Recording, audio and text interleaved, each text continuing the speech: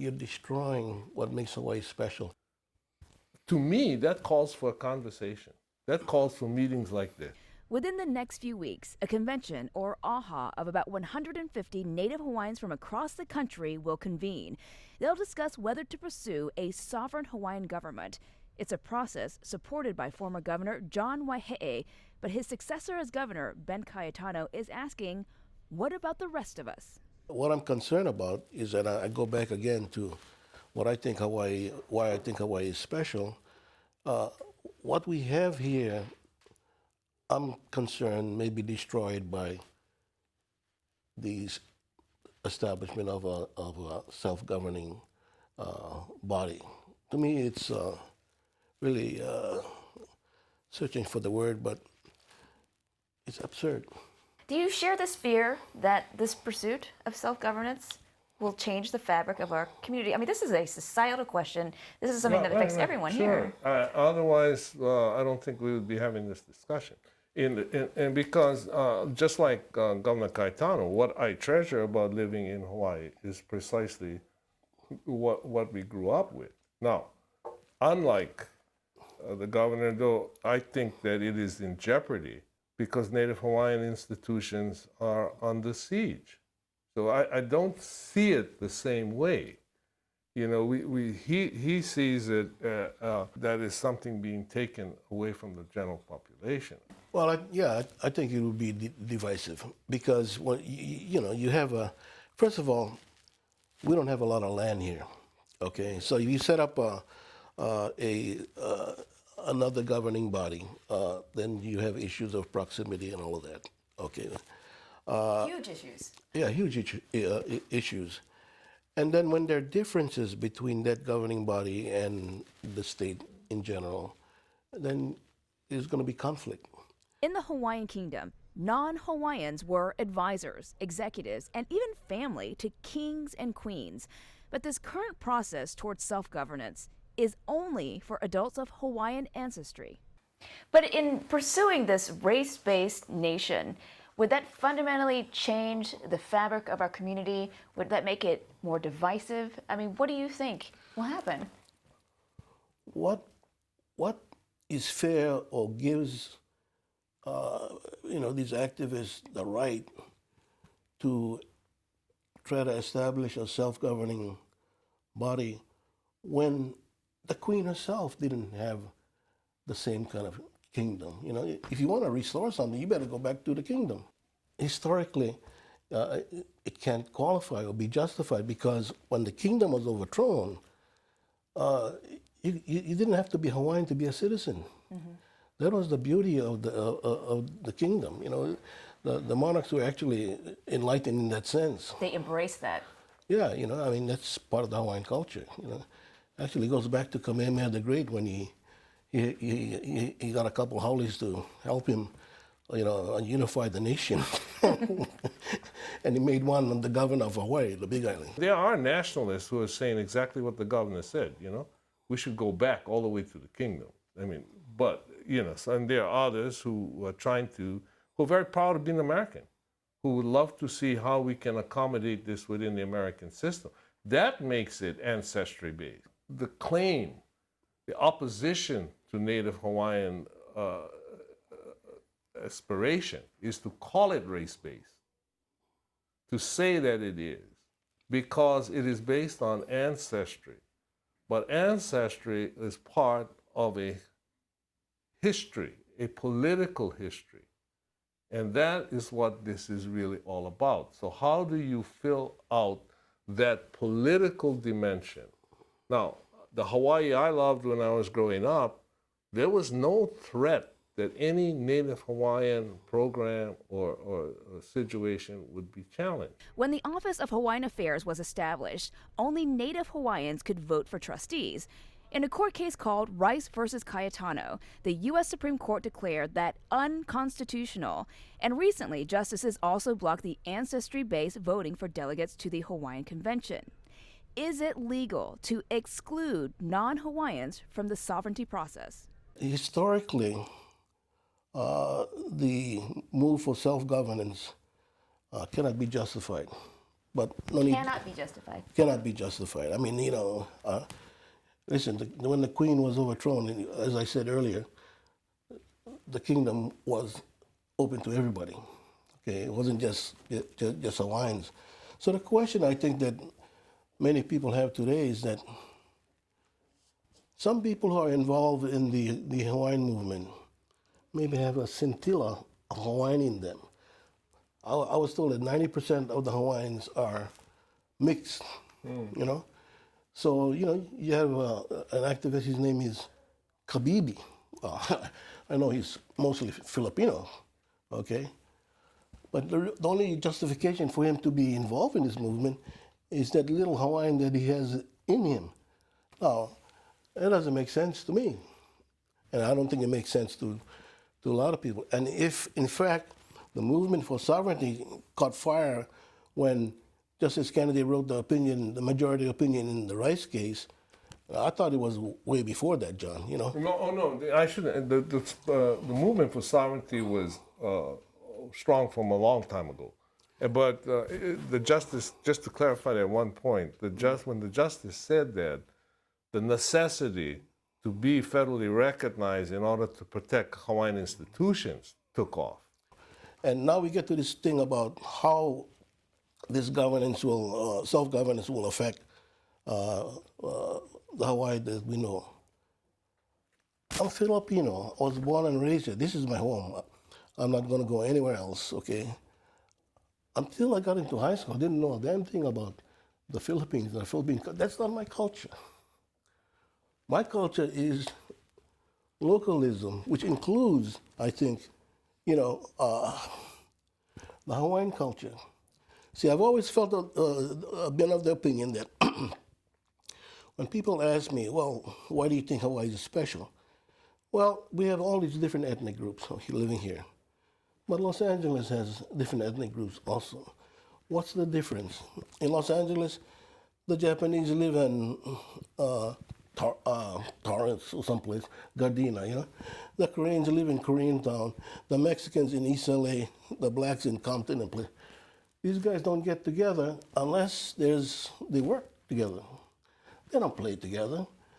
The difference here, because our geography was so limited, I would live across Hawaiian or a Japanese. We're all in proximity. Mm-hmm. We all mingle together. We learn each other's culture and values. But the glue that holds everybody together is the affinity for the Hawaiian culture. I'm more moved by when I see a beautiful hula than I am seeing the bamboo dance from the Philippines. But I don't know, but bamboo dance is pretty challenging. I hope Filipinos don't get mad at me. But in the pursuit of self-governance and seeing Native Hawaiians who, say they're Native Hawaiian because they have a certain amount of blood in them, right? Would you be willing to embrace someone who has no Hawaiian blood in them? I think you're not going to call them Hawaiian. First of all, what the governor was talking about is actually the main reason why we should have shows like this, so that we can discuss these issues. But it's also a very complicated set of circumstances and facts that are involved. I have two new grandsons, okay? Well, I have three grandsons. Yeah. One of my grandsons is Hapa. Father is Hale, the mother is Chinese, okay? The other one is Chinese, and the third one is Filipino, and I think he got a little Hawaiian in him, okay? That's Hawaii, That's what makes us special. I think that sometimes for many people, they think that what happened to the Queen was a long time ago, but not necessarily for Native Hawaiians. Okay, I remember I was about 6th grade, and for the first time, I read a history book, and the history book talked about the overthrow. And I never knew that. My family never talked about things like that. I learned it in a book, and I read in the book how how the Native Hawaiians gathered en masse. Now, you need to remember that these people had just got through signing a petition saying, I don't want to be part of the United States, and had gathered en masse at Iolani Palace to see the Hawaiian flag being lowered. This is a young person, like, and I mean, I was really emotionally moved by this stuff. So I rush home and I tell my father, look, this is what I learned. And he said to me, and I remember, and this is like one of those da moments, right? And so he says to me, he says, you know, son, that didn't only happen in Honolulu.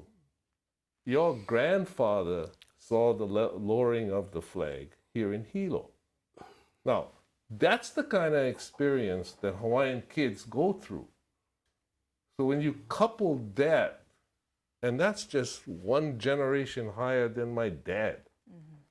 So I see this strong guy. Now, my picture of my grandfather, he probably was a young guy when that happened and he saw it. But my picture of him is this big, strong Hawaiian guy crying because his flag goes down. It's a very powerful image. Well, yeah. And so it's in everybody's image.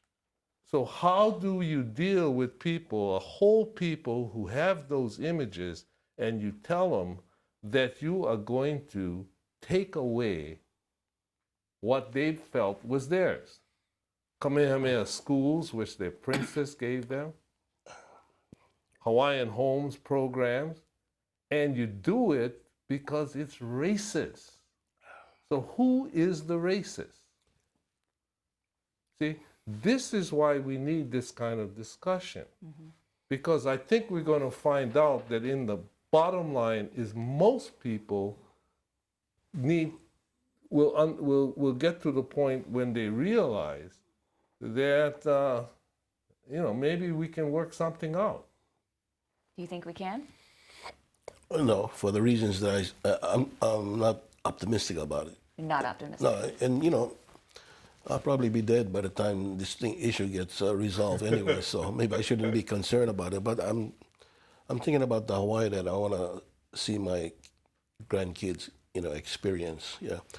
I think the resolution is being able to have discussions and to see how all of this can fit together. Now, we talk about the idea of having two governments or simultaneously here.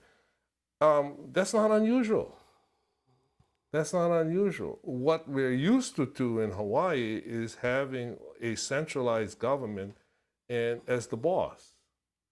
But in most states and most areas of this country, that doesn't exist.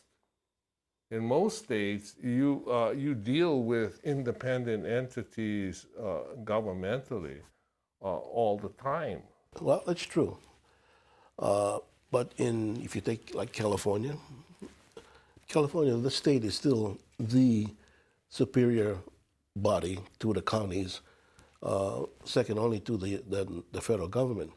Now, if he's talking about Indian tribes, that's a different story, but that's in the Constitution, in our United States Constitution, and it describes, what is a tribe.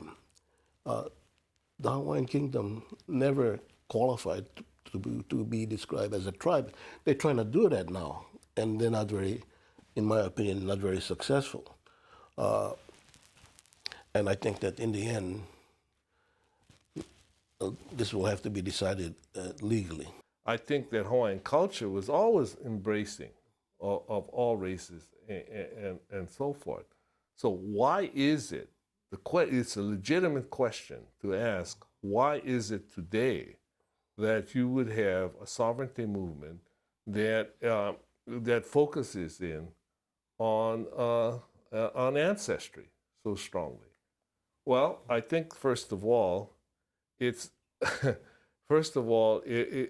need to realize that the kingdom itself was open to many races, but the core of the kingdom was always the Native Hawaiian people. It was their culture, their creation, and the rest. And that, by the way, was upheld in a series, if we want to get legal about it, in a series of Supreme Court cases from that era. So, what does that mean?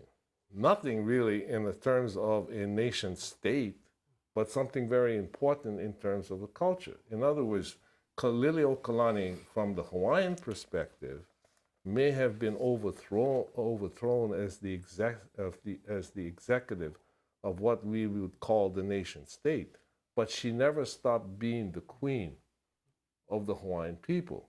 And that Hawaiian scholars are everywhere until the day of her death. So you had that foundation. Now let's bring that to where we find ourselves today. Why, given the fact that there was a nation state, why are we stranded with dealing with just Native Hawaiians in terms of the sovereignty issue?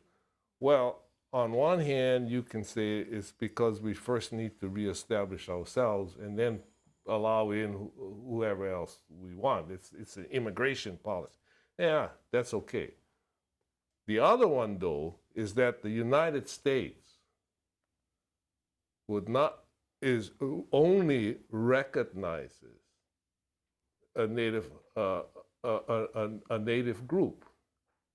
See, the dilemma, the paradoxical dilemma that Native Hawaiians find themselves in the quest for sovereignty is that we as a culture and as a nation may have been multinational, but if we are going to be existing in the United States, who is supposed to be race blind, we have to do it based on ancestry.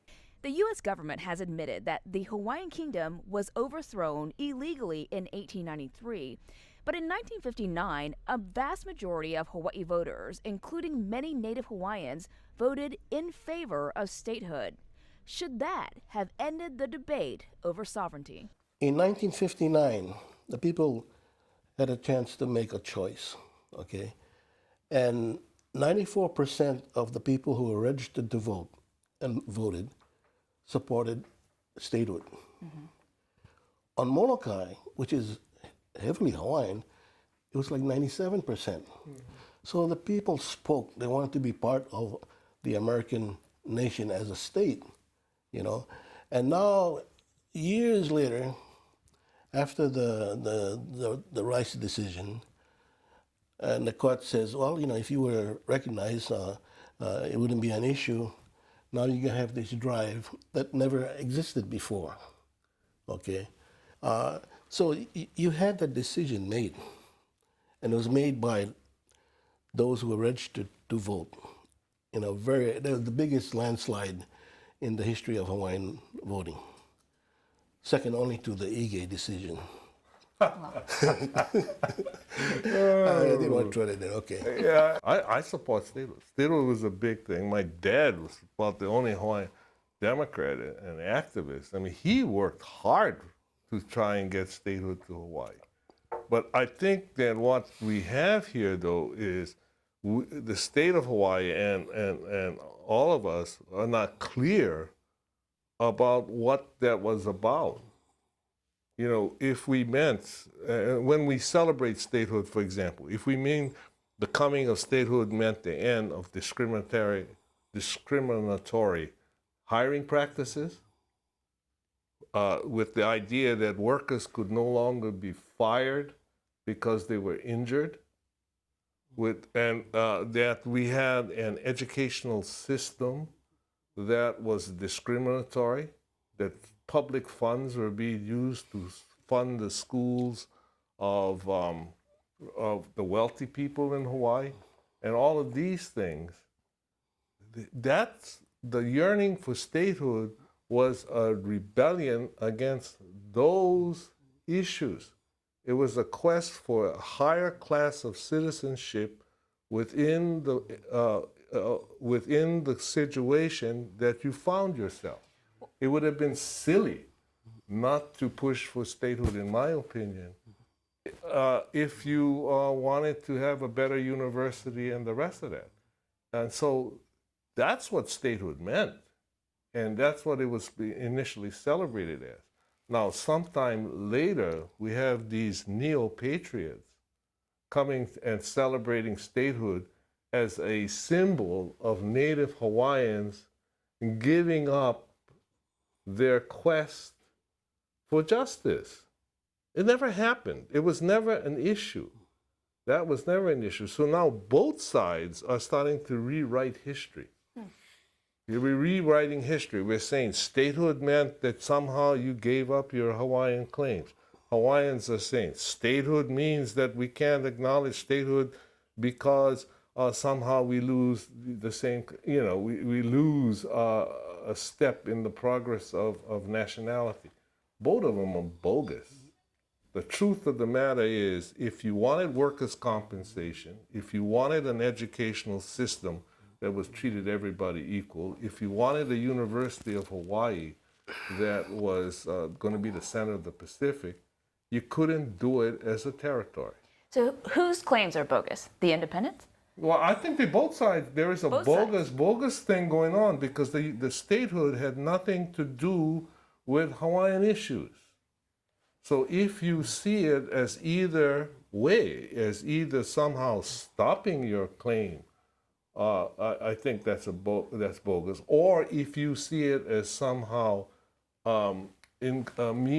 somehow acquiescence to the current system, that is bogus. The Center of Hawaiian Studies had a great deal to do. They probably created maybe at least 3 generations of young Hawaiians who feel that, that Hawaiians were given a bad deal.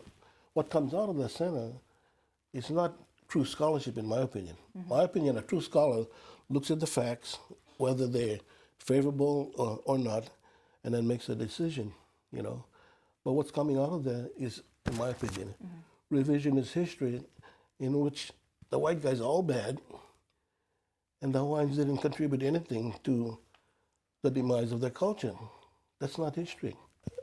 I don't know if everybody wanted workers' comp. Everybody wanted, good schools and all of that.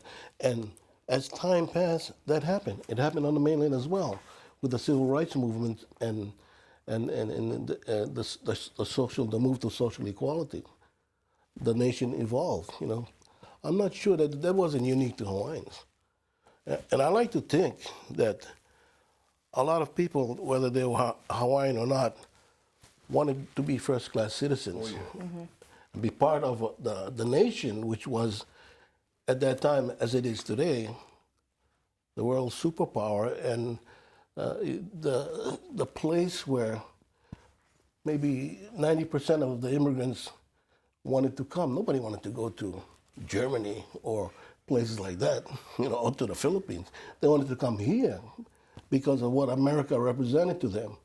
That, I think, is why there was such a big celebration. Residents of Hawaiian ancestry are beneficiaries of a number of programs and institutions, such as the Hawaiian Homelands, the Office of Hawaiian Affairs, and Kamehameha schools. Is formation of a sovereign government the only way to protect them from a legal challenge? You have over 200 acts passed by the United States Congress, signed by presidents, saying that Native Hawaiians have a special trust responsibility, relationship with the United States. And so here you go. We have a Native Hawaiian education program. You have this, you have that. In that context, you have a Hawaiian Homes program that was passed by the Congress of the United States that was acknowledges this relationship. You have a resolution passed by the United States Congress that says in its passage that the Native Hawaiians never relinquish their sovereignty, that they have a right to organize and do the rest of that stuff. And then you have a Supreme Court case that pops out, and the justice says, oh, maybe despite all of that and all of these theories, because up until 2000, every court had upheld those distinctions. Now you got one court, and it happens to be the most right-wing of all the courts in America, saying maybe not. But so who knows?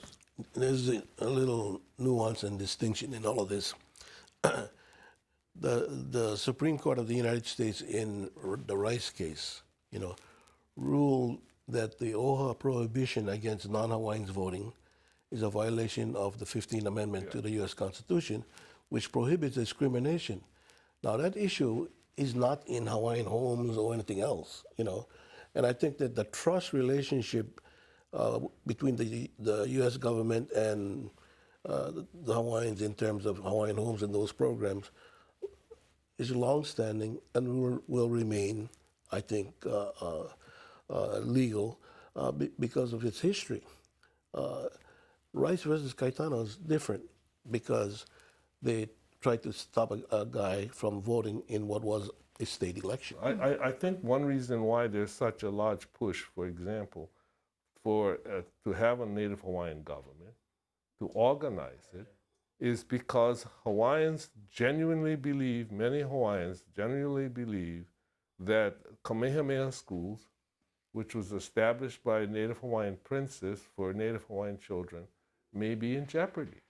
When I was growing up, there was no doubt, nobody ever thought that Kamehameha was not for anybody but Native Hawaiian children. I mean, it wasn't even enter your mind. Yet today, when that same institution puts an ad out recruiting students, they do it with the line that says, preference given to Native Hawaiian students in accordance with law. So there is already a kind of fear that an established Native Hawaiian institution may be in jeopardy. Which is huge. Which is major. So what do you do to make sure that it's protected? All of a sudden, the aspects of what a sovereign entity would do becomes more important. Is that nobody questioned Kamehameha schools until there was a move for sovereignty and all of this. And what happened, it attracted the attention of the more conservative groups on the mainland to send people here to file lawsuits against Kamehameha schools. So this is part of the pushback from conservatives on the mainland and even here, This is what happens when you stir up the pot. So the establishments are at risk because of this push for sovereignty now? Well, it's a reaction by certain elements of our nation, mainly the conservative element, which has been fighting battles like this against affirmative action or anything that's race-based throughout the nation. And they have been successful, for example, in California. There was a lawsuit against the University of Michigan to deal with affirmative action programs, which of course are race-based, And basically, these guys ignored Hawaii for a long, long time. But once this issue came up, then Kamehameha schools was one of the targets. Do you think that's happening here in Hawaii as well? Yeah. Yeah? It's happening because people feel threatened by the move for sovereignty and all of that.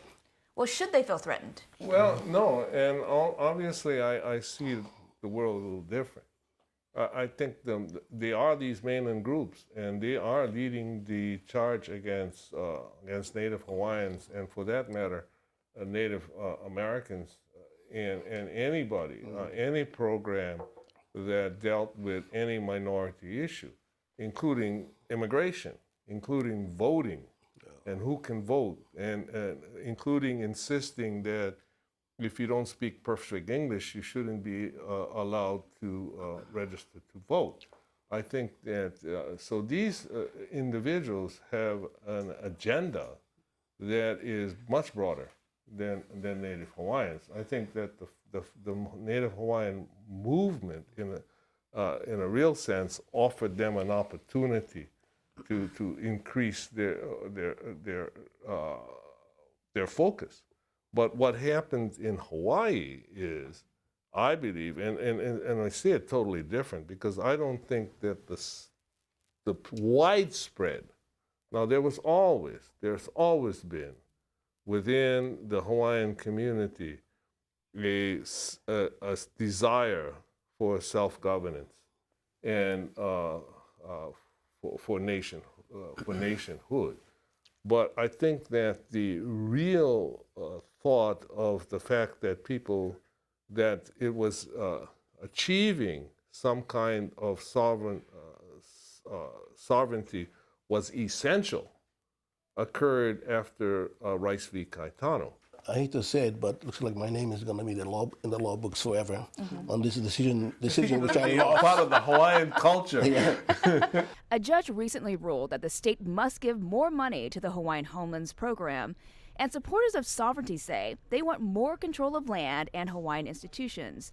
Aren't existing programs enough to support Native Hawaiians? 20% of the population are the beneficiaries or the victims for many, many years of the decisions made respecting Native Hawaiians. So these are the people that are affected by decisions that are made regarding them.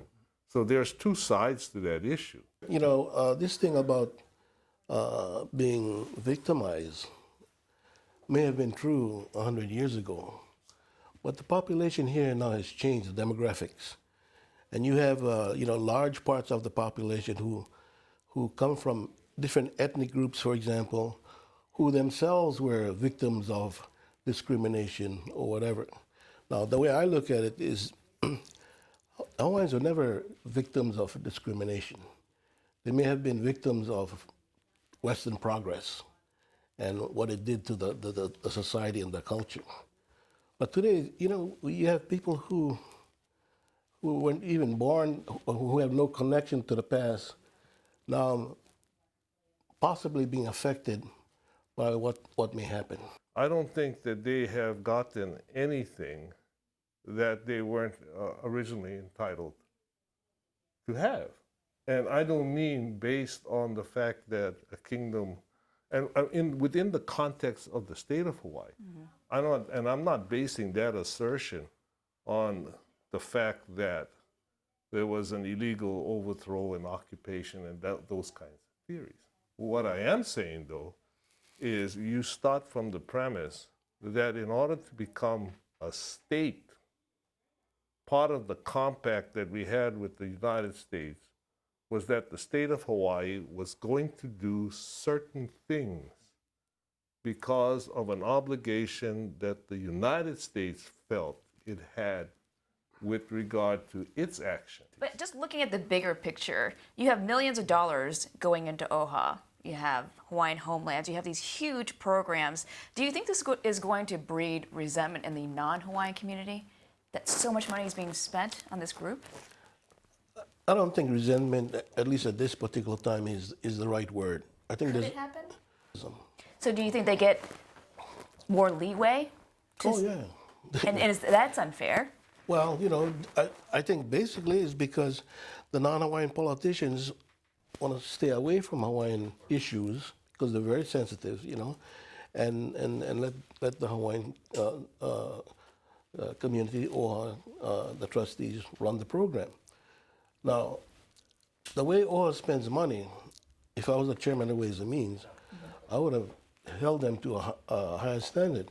But the way it works right now, because the Hawaiian population is a potent force in terms of politics, a lot of the politicians are reluctant to do that. Because you take a position that is adverse to Hawaiian interests and you're seen as being anti-Hawaiian. Do you think that's true? That they I think that some people see that, but I don't think that's true in the sense that, first of all, with regard to OHA, I don't know a single human agency that hasn't done something that that none of us would be supportive of. So yeah, did OHA do some dumb things? Yes. But you don't think they're getting special treatment? No, I don't think it's special treatment in this sense. That prior to OHA, the monies that they have now going to them was going directly into the state's coffers, when, as a matter of our constitutional responsibility, should have been used for the betterment of Native Hawaiians.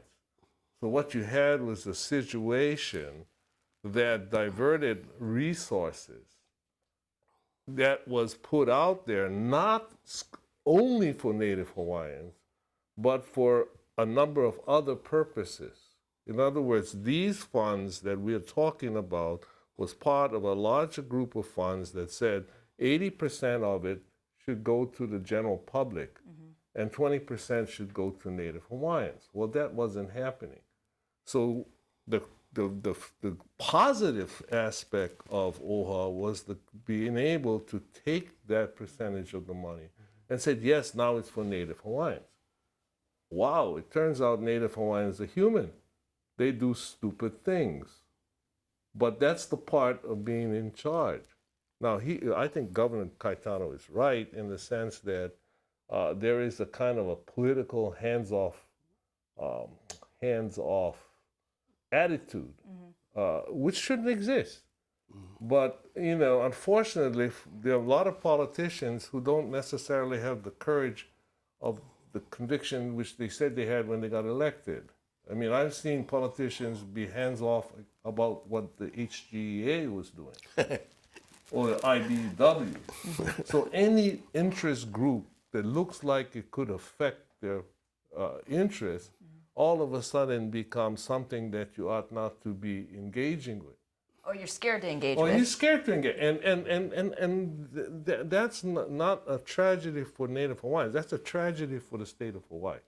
The cultural, political, and legal battle over construction of the 30-meter telescope on Mauna Kea displayed the passion of many Native Hawaiians for more control over how land is used.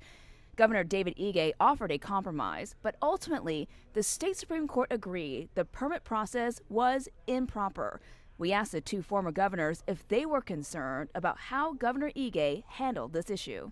I don't have any concern. None? No, it's one of the good reasons why it's great to be retired. That's Ige's concern. And, if you want to be governor, you're going to have to deal with these kind of issues. Yeah. I can explain to you what the different positions are and why certain Hawaiians may feel one way and others don't. But to me, Mauna Kea is part of governance. You need to, if you're going to be a governor of all of the people, then you need to deal with these types of issues. We had to do it. I had to deal with geothermal energy. And geothermal was considered, for many Hawaiians, geothermal was part of their religious practices. And for others, it was very essential to the energy policy of the state. Mauna Kea is part of the cultural fabric of one group of people, the Native Hawaiians in the state of Hawaii, and they're beginning to discover it and exercise it. At the same time, it is vital to the forward progress of our society as a whole. I built the first observatory on Mauna Kea, so I obviously know something about it. I think the people who are demonstrating, of course, have the right to demonstrate. But I think those who broke the law, need to be held accountable. Martin Luther King, whenever he broke the law, he understood that he couldn't do it with impunity, and often he ended up in jail. What I'm concerned about is that the government has to act. Like Governor Waihee said, if you're governor, you're governor of all of the people, and you're sworn to uphold the law, And it's been a little slow coming around, but I think that's what's going to happen. Yeah, and I think that kind of plays back into our discussion. And we need to understand that when you're governor and under state government's responsibility is to all the people, you cannot be looking at this from one-dimensional. From a one-dimensional perspective. What makes our society great is that there are other people whose job it is to advocate a particular position. And so I can see, if you have strong feelings, the good thing about being in the American system is that this is a great place to express it. And you should. But, you know, when you're the governor, it's a different ballgame. And when you're the state of Hawaii, it's a different ballgame. I thought the protesters had made a good point and had reached a good compromise when the university agreed to tear down the obsolete observatories. I thought that was a good compromise. Mm-hmm. But I think that what is required, you know, is for someone to step in and execute that compromise. You know, if you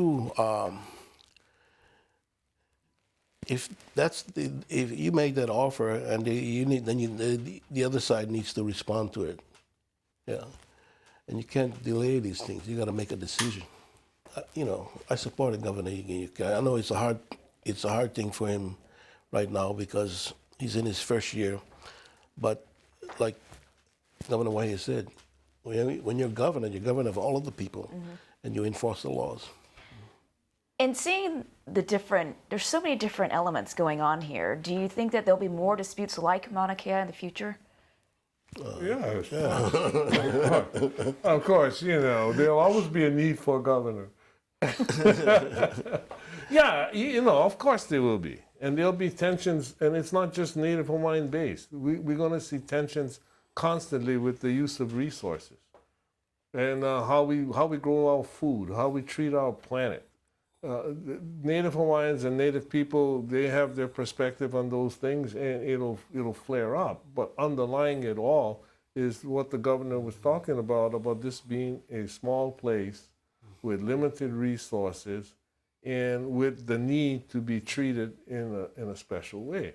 Well, I guess the question to me is, will this affect their trajectory as they're aiming for this self-governance? They're aiming for one government and aiming for a voice together. Will that cause problems with this type of strife? Well, I think that, it should. You know, they're really like three groups. There are those that want to be completely independent, and they don't believe that any participation at all with the United States or any entity of the government should be had.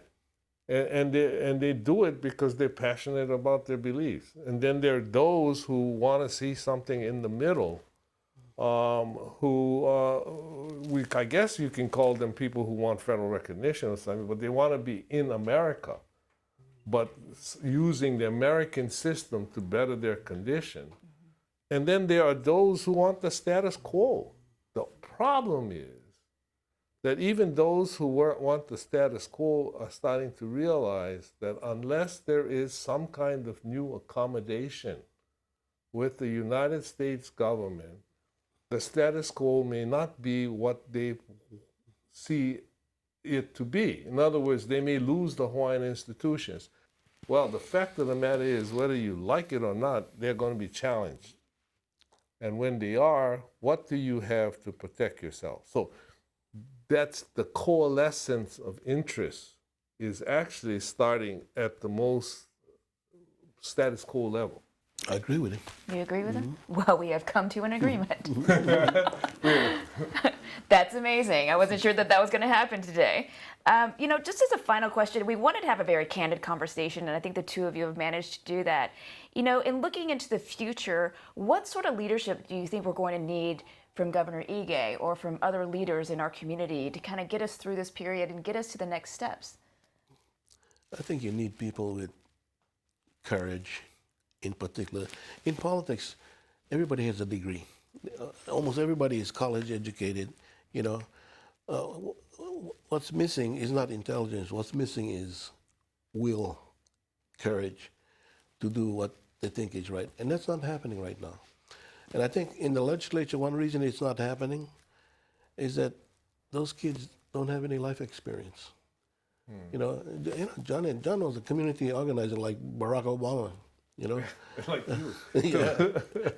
You know, so we went through those years. We know what it was like. You know, civil rights, Vietnam, and all of that. These kids don't have that. They're our kids. You know, and we spoil them. This is they probably have a higher percentage of narcissists in this group than ever, you know, and they can't make decisions. I think the government's right. I think we need leadership. You know, Yeah. you need leadership. And to have leadership, you need people with courage to actually deal with issues, not find ways of like kicking the can down the road, but actually go deal with it. And when you deal with certain types of issues, well, I think all issues in general, but especially the controversial type of issues that we were discussing today, then you also need a great deal of honesty.